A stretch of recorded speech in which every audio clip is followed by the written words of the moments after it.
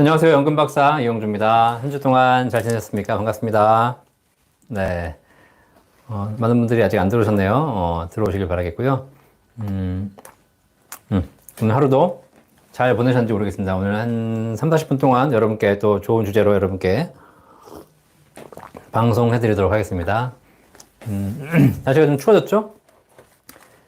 건강 유의하시고, 또 위드 코로나로 또 바뀌어서 여러 가지 또 사회적 거리두기도 약간 완화되고 이런 것도 있는데, 그럼에도 불구하고 또 마스크 잘 쓰시고, 그래서 우리 건강, 개인 방역에 좀 최선을 다해서 좋은 결과가 있었으면 좋겠습니다.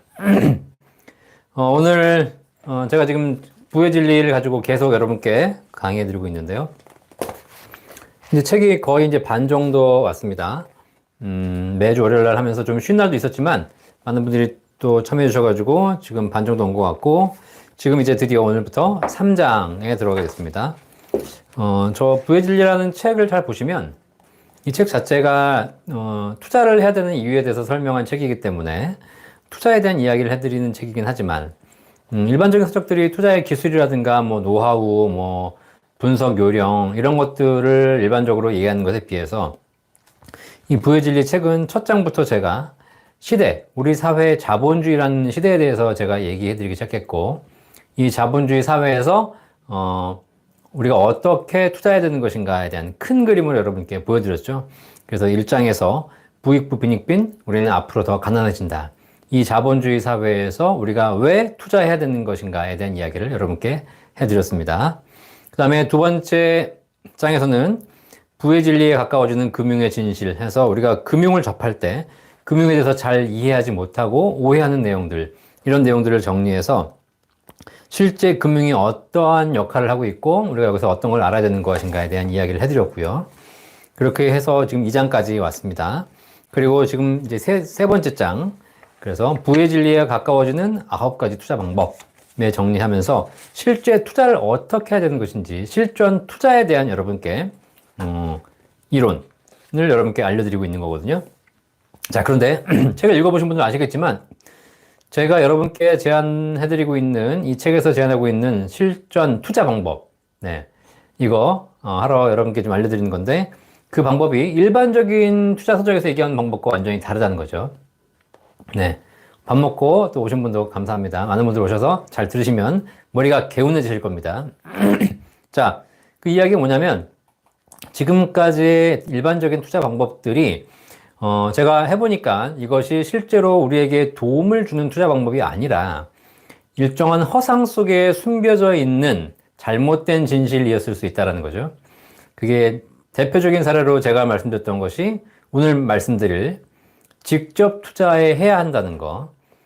일반적으로 우리는 간접 투자를 더 좋은 것으로 생각하고 있고, 많은 전문가들이 간접 투자해야 된다고 얘기하지만 실제로 직접 투자하는 것이 간접 투자보다 훨씬 더 유리하고 좋은 방법이라는 거, 이걸 제가 이 책에서 말씀드리고 있어요. 그리고 다음 주에 계속 해드리겠지만 분산 투자에 대해서도 저는 부정적인 견해를 갖고 있습니다. 물론 저도 10여 년 전에는 분산 투자해야 된다고 말씀드렸지만 실제 결과를 놓고 보니까 분산 투자한 사람들이 바보가 되어가는 그런 세상이었죠. 자, 그래서 오히려 이제는 분산 투자도 아닌 것 같다. 자, 그래서 무엇이 정말 올바른 투자 방법이고 우리가 현실적으로 선택해야 될 것인가에 대한 고민을 많이 하고 있거든요. 그래서 오늘 이 시간부터는 실제 제대로 투자하려면 어떻게 해야 되는 것인가에 대한 방법을 여러분께 정리해 드리도록 하겠습니다. 그 첫 번째 바로 진정한 부자는 아는 것에 투자한다와 진정한 부자는 직접 투자한다, 이 내용을 가지고 여러분께 알려드리도록 하겠습니다. 책 보시는 분들은 책 151페이지를 진행하고 있으니까 참고하시면 되겠습니다. 자, 그러면 본격적으로 오늘 주제가 간접 투자, 직접 투자, 무엇이 더 안전한가, 무엇이 더 좋은가에 대한 내용을 가지고 여러분께 알려드릴 텐데, 그 내용을 본격적으로 여러분께 알려드리도록 하겠습니다. 혹시 궁금한 거 있으시면 언제든지 댓글창에 남겨주시면 제가 나중에 모아서 답변 따로 다 해드리도록 하겠습니다. 자, 책 읽어가면서 진행하도록 하겠습니다. 제가 하는 일이 재무 상담을 하는 일인데요. 재무 상담 하다 보면 펀드나 ELS 같은 투자 상품에 가입한 고객을 어렵지 않게 만날 수 있습니다. 자, 그분들에게 이런 질문을 해봅니다. 혹시 지금 가입하고 있는 투자 상품이 이름이 무엇인지 알고 계십니까? 라고 여쭤보면 대부분 다 정확하게 얘기하시는 분들이 없으세요. 잘 기억이 안 납니다. 뭐 대략적으로 알고 계시지만 정확하게 알고 계신 분들은 그렇게 많지 않습니다. 혹시라도 펀드명을 알고 계신 분들도 계십니다. 그분들에게 다시 질문합니다. 그 펀드가 도대체 어디에 투자하고 있는지 아십니까? 라고 물어봐요. 뭐 예를 들면 뭐 내비게이터 펀드, 뭐 글로벌 멀티 인컴 펀드, 뭐 셀러리맨 펀드, 뭐 다양하게 있지 않습니까? 이런 펀드가 도대체 가입은 하고 있는데 어디에 투자하고 있는지 알고 계십니까? 라고 물어봅니다. 자, 그러면 잘 몰라요.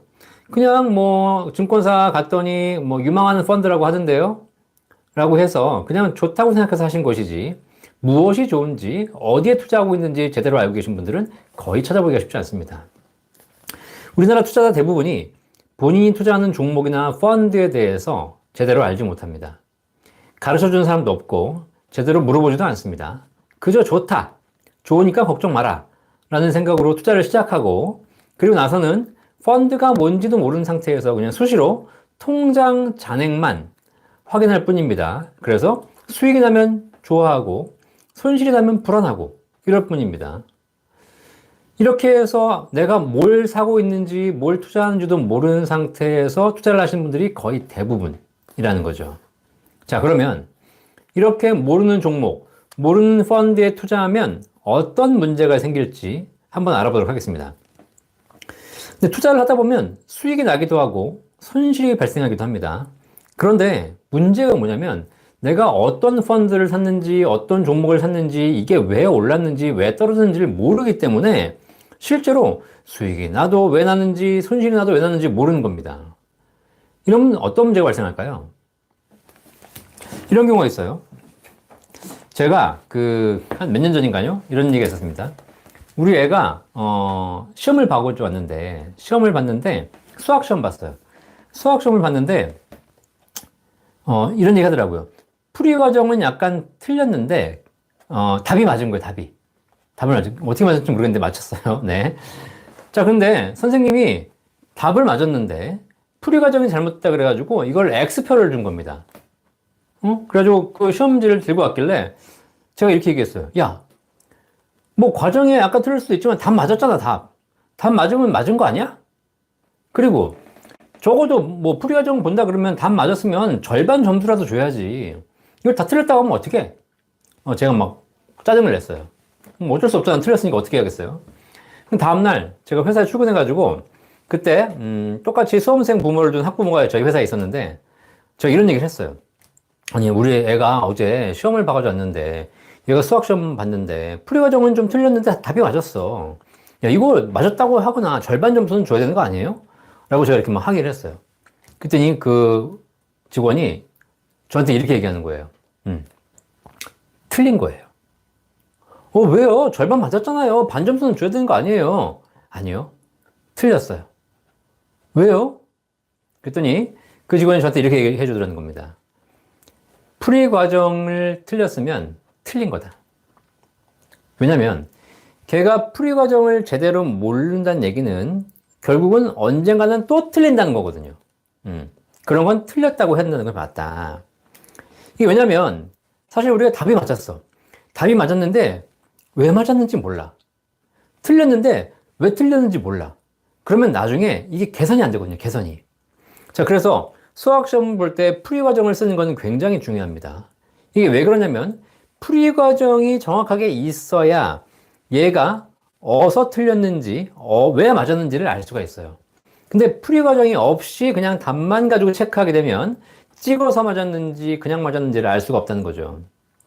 점수를 평가하기 위해서는 답이 맞았냐 안 맞았냐가 중요하지만 결국 그 아이의 문제를 개선하기 위해선 얘가 정상적으로 풀고 있는지를 반드시 같이 확인해야 되는 것이고 풀이 과정이 틀렸다면 결국은 지금 맞은 게 우연히 맞은 것이지 제대로 맞은 것이 아니라는 겁니다. 자, 보세요. 여러분도 똑같은 상황이실 겁니다. 학생이 수학 문제를 잘못 풀어서 답이 틀렸다고 해보자. 틀렸는데 왜 틀렸는지 모르면 문제를 해결할 수 없다. 왜 틀렸는지 모른 채 다시 시험 본다면 또다시 틀릴 수밖에 없다. 답이 맞아도 문제다. 답이 맞았는데 정말 맞게 풀었는지 아니면 우연히 잘 찍은 건지 알 수 없다면 다음번 시험에 그 문제를 또 맞힌다고 장담할 수 없다. 틀렸든 맞았든 그 이유를 알아야 다음에 더 좋은 결과를 낼 수 있다. 하지만 이유를 모른다면 매번 시험을 봐도 개선될 리가 만무하다는 겁니다. 잘 생각해 보세요. 여러분들 지금 투자하고 있을 텐데 여러분 투자도 똑같습니다.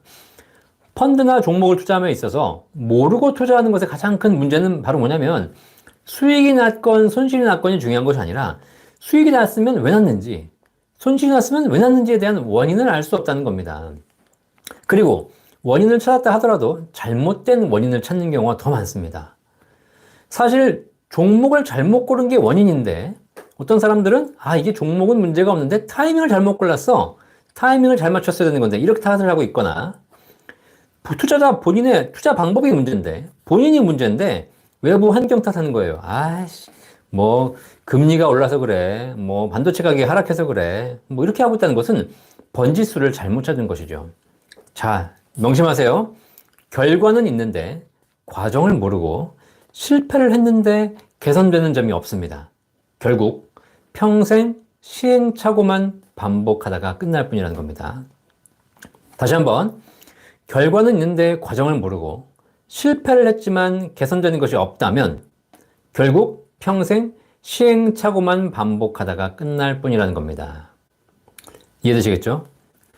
자, 이게 바로 내가 투자하는 것이 뭔지 모르는 상태에서 투자했을 때 이런 일이 벌어지는 거예요. 자, 이게 사실 여러분 탓이 아닙니다. 제가 다음 장에서 말씀드리겠지만 이것이 우리나라 금융회사들의 문제예요. 여러분들에게 간접 투자를 얘기하면서 여러분들을 투자의 문맹으로, 금맹으로 만들어 버린 거죠. 반면에 자신이 투자한 종목과 펀드에 대해서 어느 정도 알고 있다면 수익이 난 이유, 손실이 발생한 이유를 어느 정도 파악할 수 있을 것이다. 그렇게 원인과 결과를 제대로 안다면 이 시행착오를 다시 반복하지 않을 수 있다. 우리가 시험 봤는데 문제가 틀렸잖아요. 그럼 반드시 오답 노트를 작성해서 왜 틀렸는지 점검을 해보고 그 문제를 다시 틀리지 않도록 하는 것이 공부의 기본 아니겠습니까? 그런데 우리는 그런 걸 지금 하고 있지 않은 거죠. 실패했다면 왜 실패했는지, 성공했다면 왜 성공했는지 알아야 한다. 판단하기 어렵다면 투자를 하지 않는 것이 차라리 낫다. 모르는데 투자하면 결과가 어떻든 어차피 원인을 알기 어렵고 잘못된 원인을 찾는다면 지금 성공했다 하더라도 언젠가는 더 크게 실패할지 모르기 때문이다. 자, 이런 얘기 하면 어떤 분들은 이렇게 얘기하십니다. 내가 그런 것까지 꼭 알아야 돼요? 그러면 전문가들이 대신해 주는 거 아니에요? 라고 물어보시는 분들이 계세요. 그러니까 일반인들은 투자하면서도 종목이나 펀드를 잘 모르기 때문에 뭐라고요? 금융회사 직원들에게 물어보고 그들에게 추천을 받으려고 한다는 사실이에요. 이해되시겠죠? 자, 그런데 잘 보세요. 여러분들이 모르니까 금융회사에 물어본다고 생각하시는데 실제로는 금융회사가 여러분들에게 알 필요 없다고 만들어 놨어요. 이런 건 전문가들이나 아는 거니까 일반인 여러분들은 알 수 없습니다. 그러니까 괜히 알려고 하지 마시고 저한테 물어보세요 라고 우리나라 금융회사의 시스템이 그렇게 돼 있다는 거예요. 왜 그랬겠어요? 왜?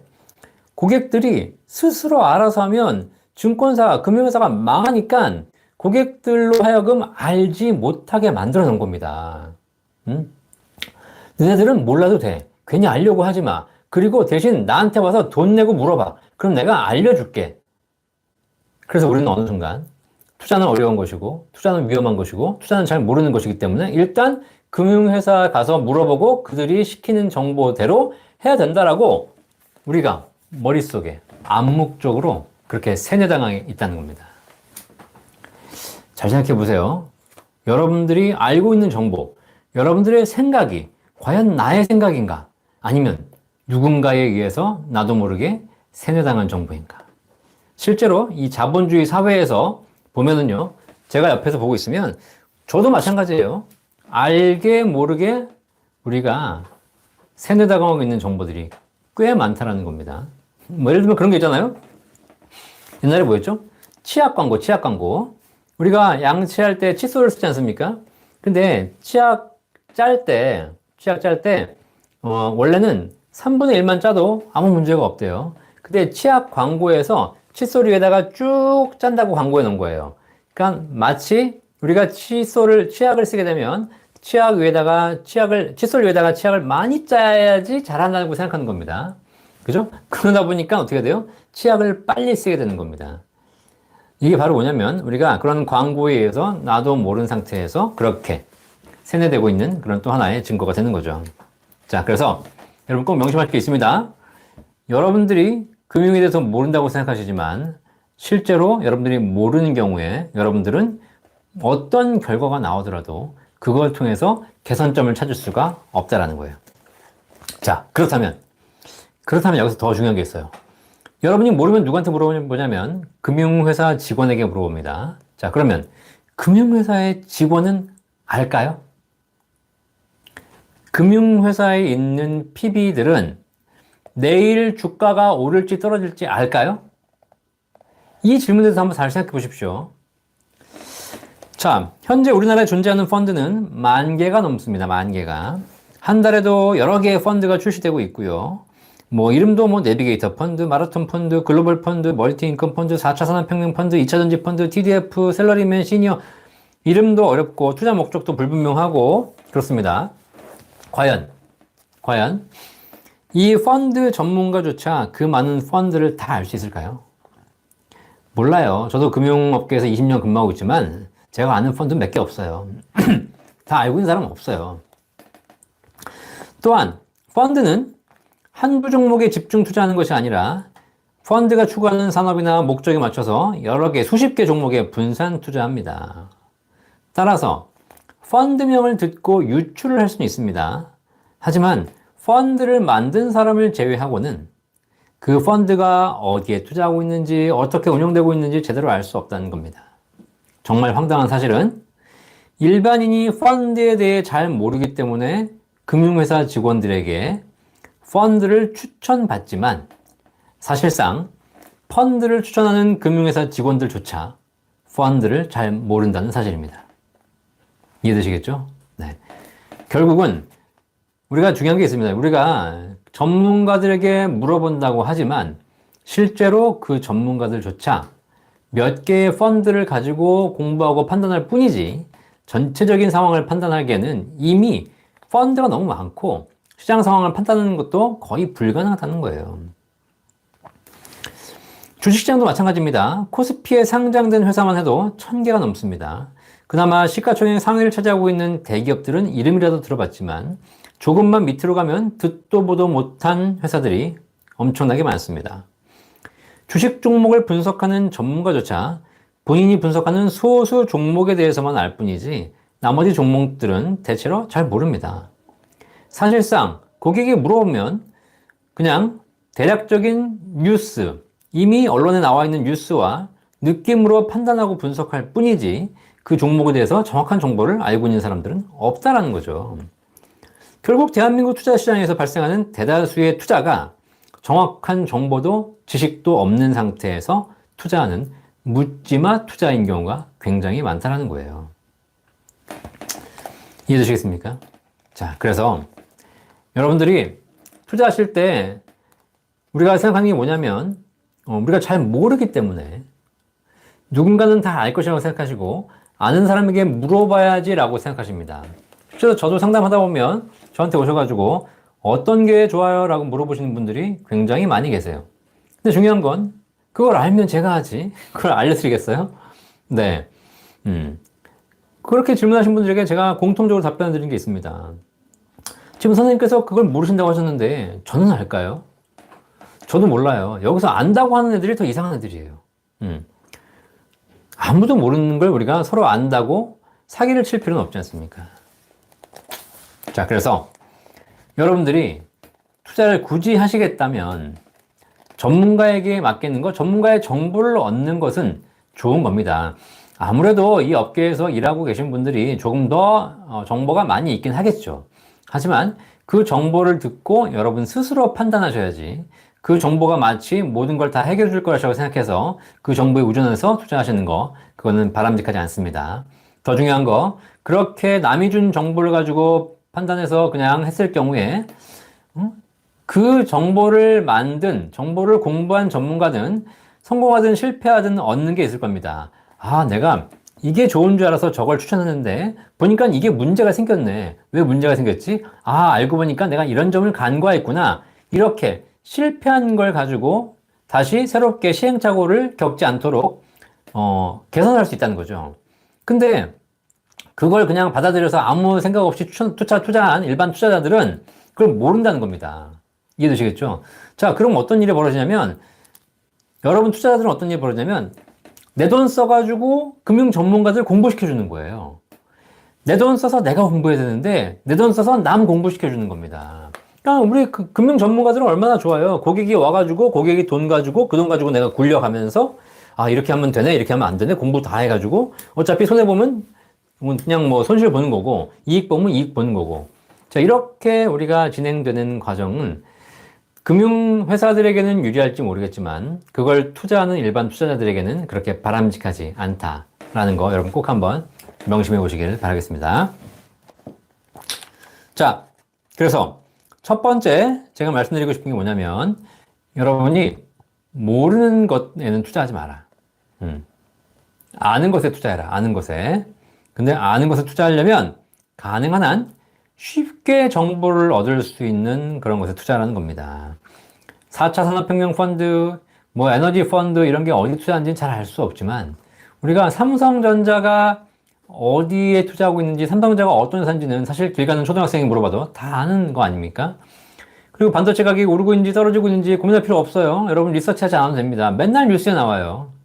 그렇기 때문에 이렇게 뭔가 우량 기업의 정보들은 우리가 그나마 훨씬 더 쉽게 정보를 접근할 수 있기 때문에 그런 걸 중심으로 투자하는 것이 훨씬 더 여러분에게 유리할 수 있다는 거죠. 제가 158페이지에 그런 얘기를 썼습니다.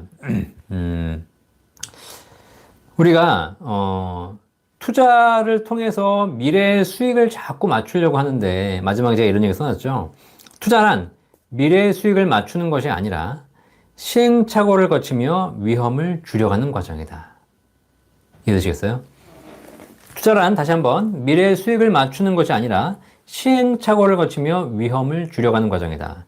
위험이 줄어들면 자연히 수익은 발생하게 되어 있습니다. 자, 그래서 여러분들 오늘 보시면서 여러분들이 지금까지 모른다고 생각하시면서 전문가에게 맡겼는데 그러지 마시고 여러분들이 모르면 하지 마시거나 아니면 아는데 투자하셔라. 자, 그 다음 페이지에 이제 직접 투자에 대한 얘기가 직접 나와 있습니다. 주식에 투자하라고 이야기하면 대부분 다 겁부터 냅니다. 왜냐하면 부모님에게, 친구에게, 주변 사람들에게 주식 투자는 위험하니까 절대로 하면 안 된다. 이렇게 세뇌당해 왔기 때문입니다. 그래서 평생 투자를 멀리한 채 은행만 이용하면서 살아왔죠.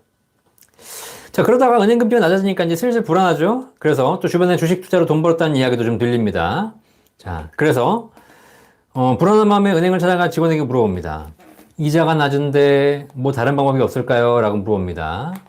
자, 그러면 직원들은 다 얘기하겠죠?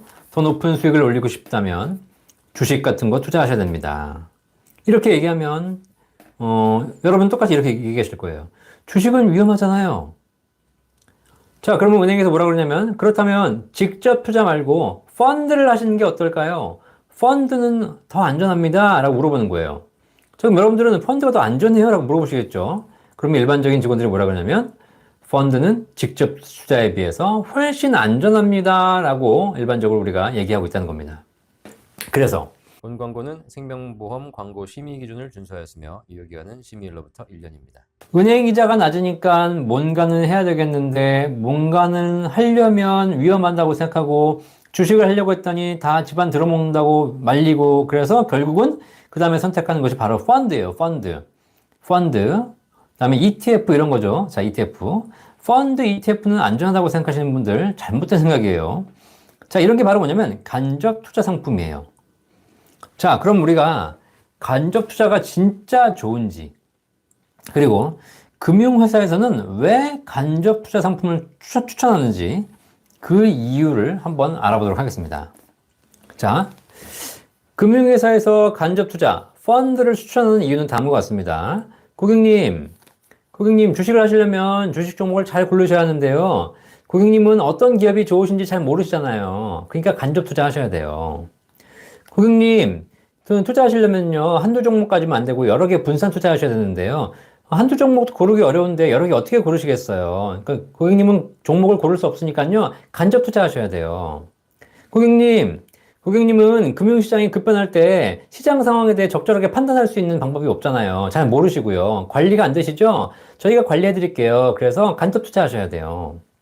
고객님, 간접 투자를 하시게 되면요, 저희 전문가들이 전문 지식 가지고 철저하게 잘 관리해 드릴 테니까 걱정하지 마시고 간접 투자하세요, 고객님. 자, 얘기 들으니까 어떠세요? 다 맞는 얘기죠? 다 맞는 얘기야. 아, 그렇군요. 저는 사실 종목을 고를 줄도 모르고 어떤 기업이 좋은지도 모르고 또 여러 개를 골라야 되는데 하나 고르기도 힘든데 여러 개는 더 힘들고 시장 상황이 바뀌면 어떻게 될지도 모르겠고 그러니까 전문성이 없으니까 전문가를 가지신 분들에게 맡기면 잘 해주시겠네요. 제가 간접 투자할 테니까 제 돈 좀 맡아주세요. 라고 금융회사가 얘기하고 여러분도 여기에 넘어가서 간접 투자, 펀드를 하시게 된다는 겁니다. 자, 여기서 궁금증이 생깁니다. 잘 보세요. 주식에 투자해서 수익을 내려면 내일 주가를 맞춰야 하는데 금융 전문가는 내일 주가가 오를지 떨어질지 알 수 있을까요? 어떤 전문가는 과거 시장을 분석하면 주가의 패턴이 보이고 그 패턴을 따라가면 앞으로의 주가를 예측할 수 있다고 말합니다. 과거의 패턴을 연구해서 미래의 패턴을 예측하겠다는 거죠. 과연 그럴까요? 만약에 그게 맞다면 본인 전 재산 투자하면 될 거 아닙니까? 여러분 혹시 증권업계 상담 받으시면서 주가 예측 프로그램에 대해서 들어본 적이 많으실 겁니다. 투자에 관심 있으신 분들은 여기저기 업체에서 저희가 이런저런 주가 예측 프로그램을 통해 가지고 투자를 예측해서 수익을 내드리겠습니다라는 얘기를 많이 들어보셨을 겁니다. 그죠? 사실 증권업계에는 수천 가지의 주가 예측 프로그램이 존재합니다. 주식을 좀 해본 전문가라면 다 자기들이 연구해가지고 프로그램 돌려가지고 비슷하게 이렇게 왔으니까 이렇게 갈 것이다 라는 예측 프로그램 만들어요. 그런 건 한두 개가 아니에요. 수백 개, 수천 개 많아요. 자, 근데 다들 본인이 만든 프로그램이 최고라고 얘기합니다. 그럴까요? 아니죠. 신이 아닌 이상 내일 주가를 예측할 수 있는 사람은 없어요. 한 치 앞도 모르는 게 사람인데 내일, 다음 달, 내년에 벌어질 일 어떻게 예측합니까? 예측 못해요. 사실 결론적으로 보면 반은 맞고 반은 틀리는 홀짝 게임을 하는 것일 뿐입니다. 이 말은 무슨 얘기냐?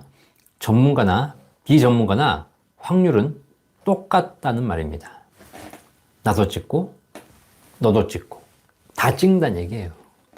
반반의 확률. 사실 과거의 패턴을 연구하면 미래의 패턴을 맞출 수 있다는 얘기, 틀린 얘기는 아닙니다. 왜냐면 패턴이라는 게 있기 때문에 과거의 패턴을 잘 연구하면 이렇게 왔던 것이 이렇게 갈 것이다 라고 예측하는 거는 충분히 생각할 만한 이야기라는 겁니다. 자, 그런데 중요한 건 뭐냐면 이 패턴이 예측되는 순간 더 이상 그런 패턴이 나오지 않는다는 거예요. 단적인 사례로 제가 지난주에 말씀드렸지만 북한에서 포를 쏘면 북한에서 공격을 하면 우리나라 주식시장은 그 즉시로 폭락을 했습니다. 그죠? 그리고 나서 한 3일 뒤가 지나면 다시 별일 없잖아요. 다시 회복을 해요. 이걸 몇 번을 겪었어요. 사람들은 무슨 얘기를 하냐? 북한에서 위협을 하면 주가가 폭락할 수 있으니까 그때는 폭락하면 다시 회복할 거니까 매수를 하면 된다라는 것에 대한 패턴을 연구하기 시작합니다. 이해되시죠? 사람들이 이걸 다 알아 이제. 그러니까 어떻게 돼? 북한에서 위협을 하면 주가가 떨어질 테니 떨어지면 바로 매수를 하면 다시 회복된다. 이걸 알고 있으니까 이제 어떤 일이 벌어지냐면 사람들이 주가가 떨어지면 매수하려고 대기하고 있는 거예요. 근데 어떻게 돼? 결론적으로 이제는 북한에서 포를 쏘건 위협을 하건 주가가 떨어져 안 떨어져? 안 떨어져요. 그러니까 결국은 그 예측이 공유되는 순간 더 이상 그 예측은 맞아 들어가지 않는다는 겁니다. 자, 그래서 우리가 한두 번은 맞출 수 있는데 그걸 계속 맞출 수 없다라는 거예요. 이게 투자의 진리거든요. 그래서 우리가 자꾸 내일 일을 예측하려고 하는데 그 예측하는 것이 단기적으로는 성과가 있을 것처럼 보이지만 장기적으로는 아무 의미 없는 홀짝 게임이다. 홀짝 게임. 그렇게 생각하시면 되겠습니다. 자, 그 다음 내용. 그래서 제가 결론을 내렸죠. 결론을. 이게 중요한 말이에요. 간접 투자는 금융회사가 만들어내는 허상이다. 이 방송 보고 금융회사에서 나 싫어하면 어떡하지? 이런 생각이 듭니다. 우리나라 금융기관들 다 망한 게 하는 거 아니에요? 네. 네. 간접 투자는 금융회사가 만들어낸 허상이다. 잘 한번 생각해 보십시오. 네. 금융회사가 펀드 같은 간접 투자를 추천하는 진짜 이유는 무엇일까? 바로 금융회사가 받는 수수료 때문이다. 과거에는 직접 투자자에게도 고율의 거래 수수료를 부과했다. 하지만 증권사 간의 경쟁이 치열해지면서 직접 투자 거래 수수료를 경쟁적으로 낮추기 시작했고 급기야는 국내 주식 거래 수수료를 없애는 증권사들이 속출하고 있다. 잘 보세요. 그러면 증권사는 뭐 먹고 살까요? 증권사는 국내 주식 거래 수수료가 지금 거의 없죠. 그러니까 증권사 뭐 먹고 살겠어요? 당연히 해외 주식 하라 그러잖아요. 해외 주식 거래 수수료 먹고 살고 있습니다. 자, 근데 이제 해외 주식도 주식이지만 일반 고객들에게 전부 주식을 권할 수는 없으니 간접 투자 상품을 판매하긴 합니다. 그죠? 예, 그리고 제가 적어놨어요. 간접 투자 상품을 판매하는 길밖에 없다. 물론 해외 주식 투자를 더 많이 권유하기도 한다. 결국 수수료를 받기 위해서 좋든 싫든 간접 투자를 유도하지 않을 수 없다. 저는 금융회사가 펀드, 간접 투자 상품을 판매하고 수수료를 받아가는 것을 문제라고 생각하지 않습니다. 당연한 거죠, 당연한 거. 그죠? 왜? 아니, 물건 팔면서 수수료 받는 건 당연한 거 아니에요? 여러분들이 장사를 하시는 분도 마찬가지입니까? 여러분이 지금 음식점 장사를 하시는데 원가만 받고 장사할 수 있어요? 없죠. 거기다가 이익을 남겨야 되는 거 아닙니까? 내가 물건을 사더라도 원가에 사면 제일 좋겠지만 그러면 그 가게가 유지될 수 없잖아요. 그러니까 결론적으로 모든 상품에 수수료가 들어가 있는 건 당연한 겁니다. 당연한 거. 그거를 문제 삼는 것이 아닙니다. 상품을 판매하면서 원가만 받는 게 더 이상해요. 세상에서 구매하는 모든 상품에 제조 원가만 반영한다면 유통업체는 모두 망할 것이고 그렇게 되면 제품을 사기 위해서 고객이 직접 공장에 가야 합니다. 하지만 현실적으로 모든 제품을 공장까지 가서 살 수 없기 때문에 유통이 필요하고 제품 가격에 배송비, 판매 수수료 등의 유통 마진이 붙는 게 정상이에요, 정상. 정상입니다. 금융회사가 펀드를 판매하면서 받아가는 수수료 자체가 문제가 아니라 그 수수료가 합리적인가를 판단해야 한다는 겁니다. 제가 지금 들어오신 분, 제가 지금 주제가 간접 투자, 직접 투자, 무엇이 더 좋은가 이야기해 드리고 있어요. 자, 금융회사가 수수료를 받아갔으면 합리적인 서비스를 고객에게 제공하는 것이 많지 않겠습니까? 금융회사가 간접 투자 상품을 판매하고 수수료를 받았다면 고객 입장에서는 전문가에게 맡긴 것이므로 그에 걸맞는 서비스를 제공하면 되는 겁니다. 자, 그런데 고객이 직접 투자한 것에 비해서 전문가에게 맡긴 펀드 수익률이 단 1%라도 더 높아야죠. 아니면 수익률이 좋지 않았다면 펀드 운용에 대한 적절한 관리를 해주거나 뭐 여러 가지 그래야지 뭔가가 있어야 수수료가 낸 의미가 있지 않겠습니까? 그런데 물론 그렇게 해왔겠죠. 지난 10여 년간의 펀드 투자를 결과를 보면 사실 그 부분은 되게 아쉽습니다. 대다수의 펀드가 시장 평균 수익률을 따라가기에 급급했다는 거죠. 시장 평균 수익률을 낸다면 예를 들면 전체 시장이 30% 올랐어요. 그럼 내 펀드가 30% 이상 올라줘야 전문가에게 수수료를 맡겨서 의뢰한 의미가 있는 거 아닙니까? 근데 전체 시장이 30% 올랐는데 내 펀드도 30% 올랐다. 그러면 굳이 전문가에게 맡길 필요가 있었을까요? 직접 투자한 것보다 전문가에게 맡긴 투자 결과가 더 좋다면 당연히 수수료를 내더라도 전문가에게 맡겨야 합니다. 하지만 전문가에게 맡긴 결과가 좋지 않다면 더 이상 간접 투자를 해야 할 이유는 없는 겁니다. 물론 간접 투자가 필요한 때도 있습니다. 해외 주식시장이라든가 이런 데는 투자할 때는 정보가 부족하잖아요. 또 직접 주식을 사기도 쉽지 않은 내용입니다. 자, 이렇기 때문에 펀드를 통해 투자하는 것이, 그렇게 간접 투자하는 것이 직접 투자보다 조금 더 유리할 수 있습니다. 하지만, 대한민국 사람이 국내에 살고 있으면서 국내 주식시장에 투자하면서 펀드로 간접 투자하는 것? 제가 보기에는 더 이상 그렇게 효과적이지 않고 수수료만 발생할 뿐이라는 겁니다. 뭐 단적인 사례로 얘기하는 거죠. 내가 펀드를 샀는데 펀드가 국내 주식에 투자를 해요. 알고 보니까 이 펀드가 삼성전자를 30% 사고 있어요. 그럼 무슨 얘기죠? 내가 직접 삼성전자를 사면 되는데 그러면 수수료가 빵이잖아요. 내가 펀드를 통해서 수수료를 냈더니 얘가 삼성전자를 다시 사. 그럼 뭐하러 내가 얘한테 맡긴 거예요? 내가 직접 사면 되지. 이해되시겠죠? 사실 우리나라도 좋은 종목들이 굉장히 많고 다양하다면 간접 투자나 분산 투자가 유리할 수 있는 환경이죠. 근데 사실 금융회사의 문제라기보다는 우리나라 시장 환경 자체가 이미 분산 투자, 간접 투자를 하기에 적합한 환경이 아니라는 겁니다. 우리나라는 뭘 해도 몰빵이잖아요. 뭘 해도 몰빵. 그죠? 예. 주식은 삼성전자, 부동산은 강남, 대학교는 서울대. 정해져 있잖아요. 다 이렇게 몰빵하는 환경에 살고 있기 때문에 어쩔 수 없이 우리가 이 환경에서 굳이 전문가에게 맡기는 것 자체가 큰 의미가 없다라는 거예요.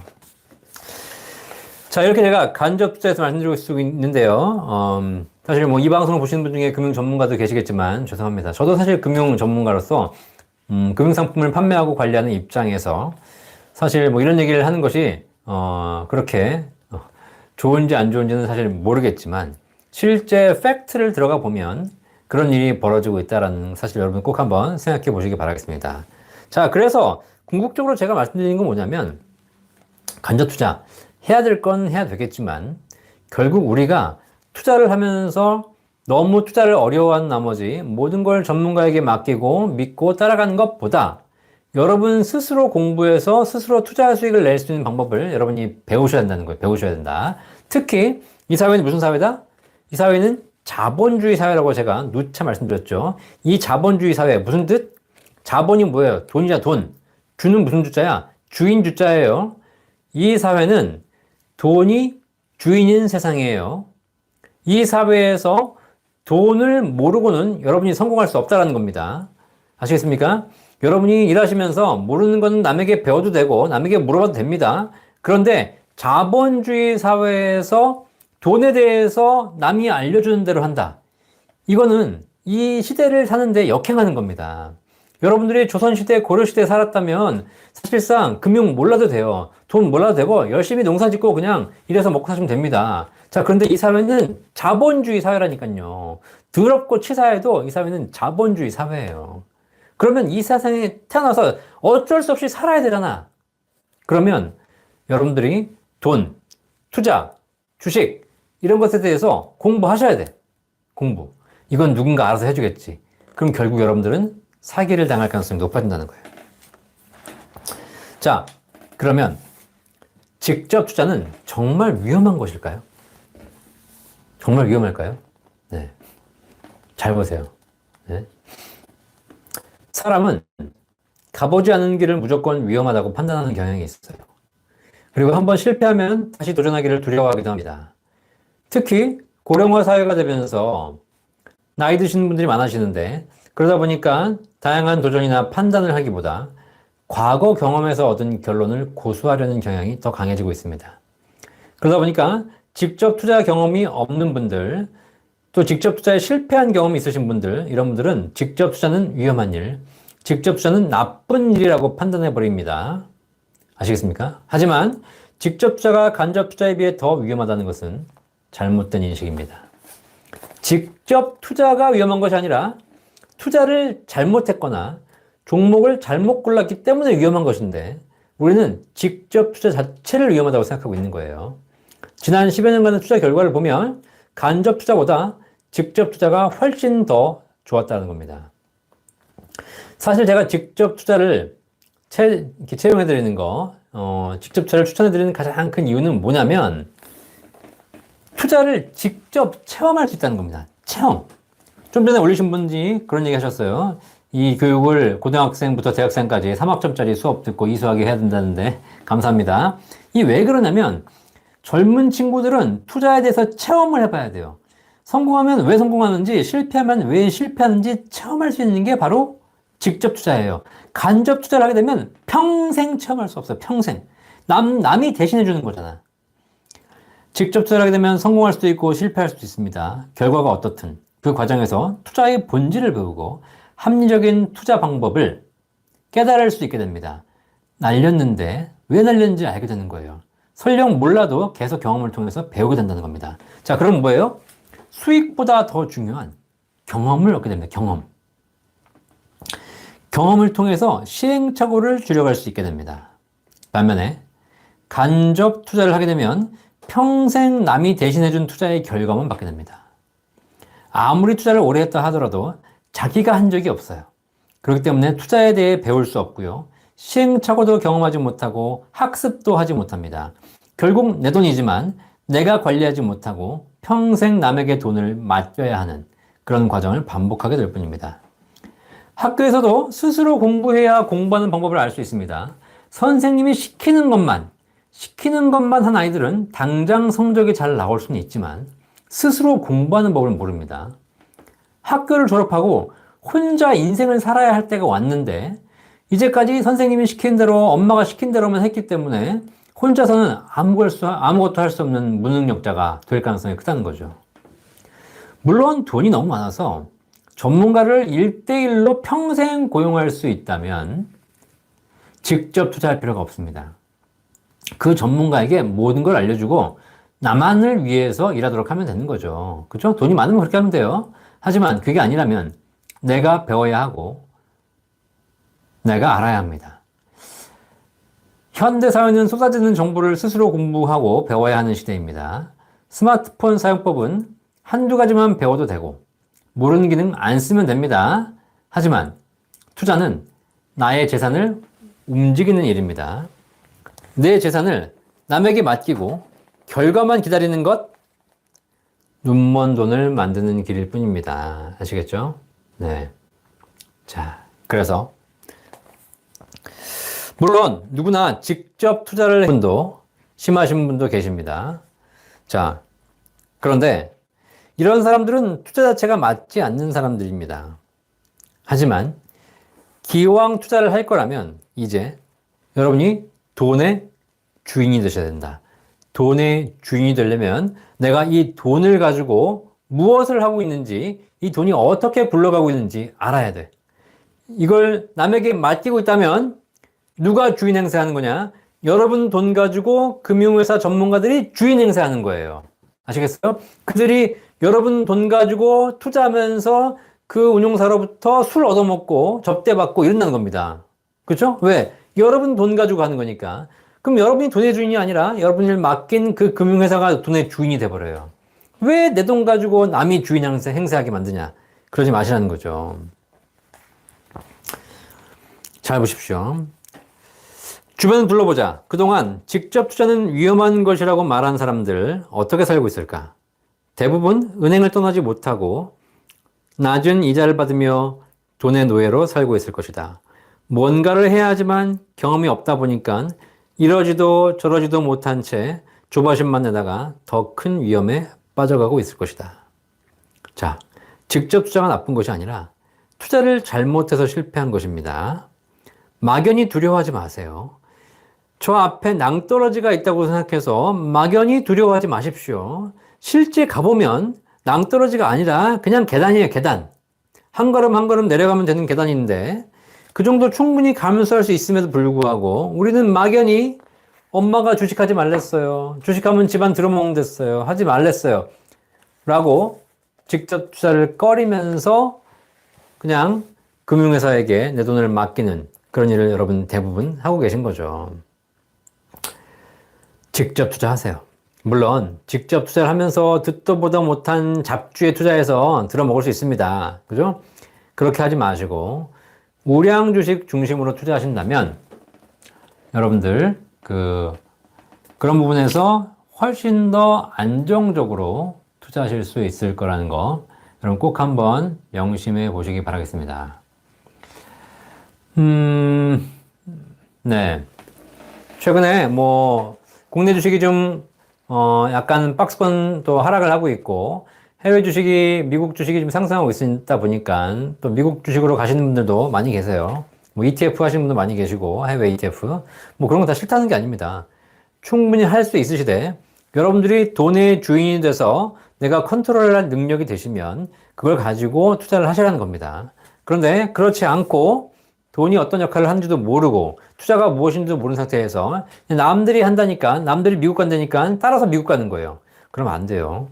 미국 여행을 가신다 하더라도 내가 준비하고 내가 일정을 짜서 내가 어디 갔다 와야지 가서 무엇을 보고 무엇이 남는 것인가 그걸 여러분이 계획하고 가시면 설령 갔는데 보니까 내용하고 달라서 틀렸어요. 그럼 여러분들이 거기서 시행착오를 겪을 수 있겠지만 그것이 여러분의 경험이 되고 다음 시행착오를 겪지 않는 아주 소중한 경험으로 남는다는 거예요.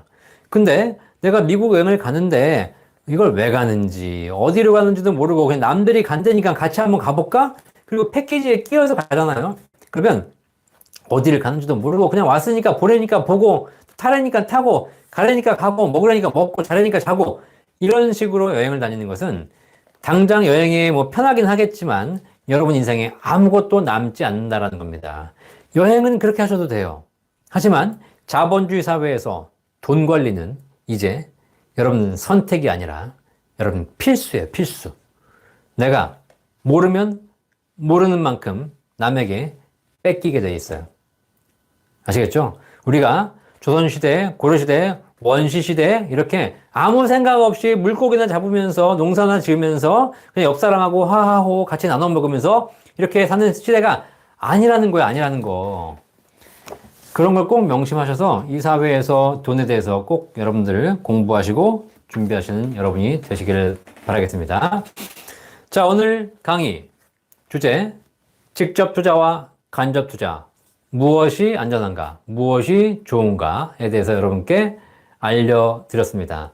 이게 여러분에게 뭐 어떤 의미로 다가올지, 여러분이 어떤 메시지를 받으실지는 모르겠지만 실제로 잘 한번 생각해 보십시오.